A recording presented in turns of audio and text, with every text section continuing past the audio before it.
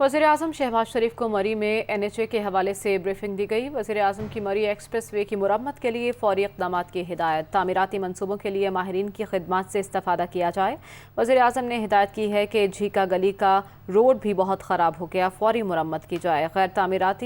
गैर कानूनी तामीरात से खुदा न खास्ता कुछ हुआ तो हर चीज़ नीचे बह जाएगी। वज़ीर-ए-आज़म ने हिदायत करते हुए कहा कि तमाम गैर कानूनी तामीरात की रिपोर्ट पेश करें। यासिर मलिक से मज़ीद तफसीलात जान लेते हैं। यासिर, कहिएगा, वज़ीर-ए-आज़म को ब्रीफ किया गया और उसके बाद वज़ीर-ए-आज़म ने क्या हिदायत जारी की?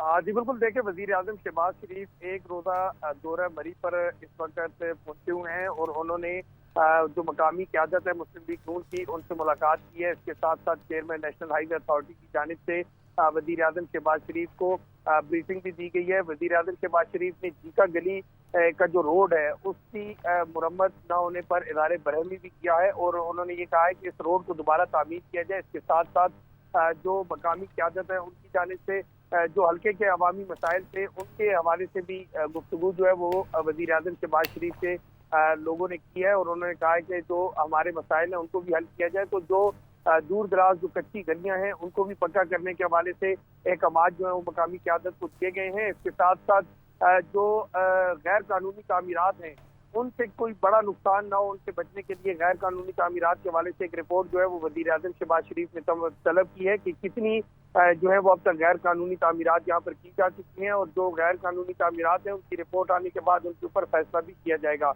दूसरी जानिब इस वक्त जो तामीरात वहाँ पर जारी हैं उसके हवाले से वज़ीर-ए-आज़म शहबाज शरीफ ने कहा है कि मरी में तमाम वो तामीरात की जाए जिनके बाकायदा नक्शे अप्रूव्ड हों और इसके साथ साथ जो नक्शे पर अमल दरामद करते हुए तमाम जो बिल्डिंग्स हैं उनकी तामीर अमल में लाई जाए। ठीक है, गैर कानूनी तामीरात पर भी रिपोर्ट तलब की गई है वज़ीर-ए-आज़म की जानिब से। यासिर, अपडेट करने के लिए शुक्रिया।